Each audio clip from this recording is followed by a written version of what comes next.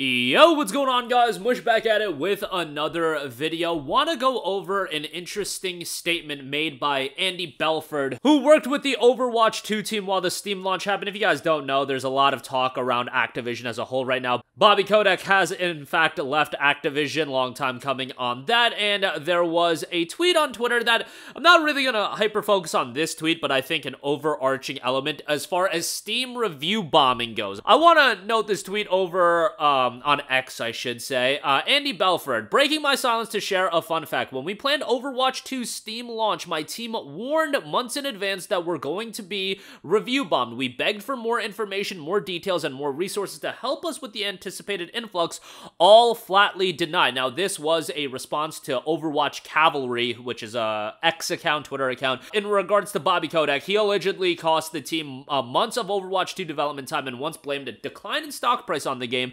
deflecting scandals during his tenure. If you don't know the scandals with Bobby Kotick, just look it up. It's pretty well known at this point as far as the absolute train wreck that was Activision for a while. Now, if you don't also know, Overwatch 2 was initially released on Battle.net, but it ultimately did get a Steam release as well. And yeah, if you go ahead and find that game on Steam, it's a free-to-play game, and it is one of the worst reviewed games in Steam history. Some may paint it as an instance of review bombing. Others may say, hey, these negative reviews are warranted. It has 230,000 reviews on Steam as of recording this video. 15% of those reviews are positive. Now, that is a staggering amount of overwhelmingly negative reviews. And yeah, the general rhetoric is that Overwatch 2 is an unfinished, underdelivered game, and it's not very good. Yes, that's the general consensus going around. In the case of Overwatch 2, I really don't see how this, like, getting more details to deal with an influx of what? An influx of,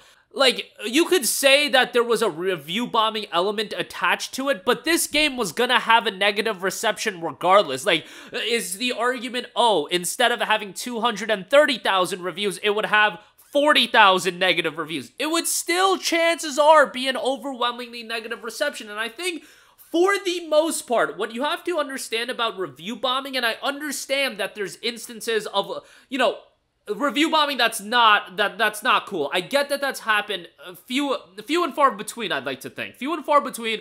Well, most of the times when review bombing has happened, it's because something bad happened with the game. Whether it be an implementation of a microtransaction that people were super down with, a revoking of content. I've seen that a lot, and you'll get an influx of negative reviews. There is usually a certain level of truth attached to a game being review bombed, if you even want to call it that. It's really just an influx of negative reviews with reasoning attached to it. And usually, in the case of Overwatch 2, it's a free-to-play game, so it's not like you have to buy anything to review this game. I get that if you want to say that's a reasoning that this experiences heightened review bombing, so to speak, but you know, for pay-to-play games, like, you gotta buy the game. You gotta buy the game to review it.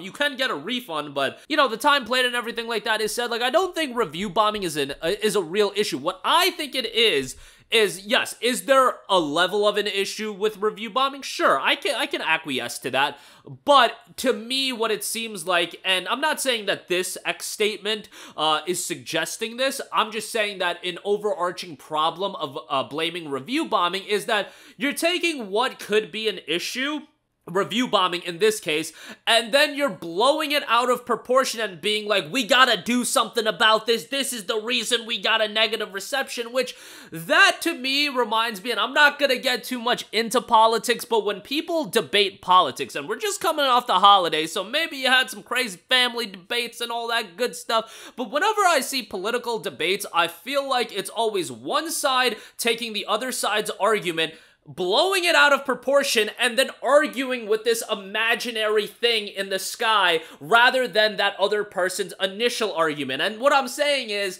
the initial issue was review bombing, you're blowing review bombing out of proportion, and then you're arguing with this imaginary issue of the heightened review bombing. Does that make sense to you guys? I think that's a decent comparison, but that's always what I've thought when you blame issues like this. Like, when it comes to review bombing, negative receptions, and things of that sort, there's always truth to it. The level of truth to it might be debatable, but there's always a issue at the heart. Sometimes, you know, it's all of the issue, and sometimes, you know, that issue is blown out of proportion, but you get the idea.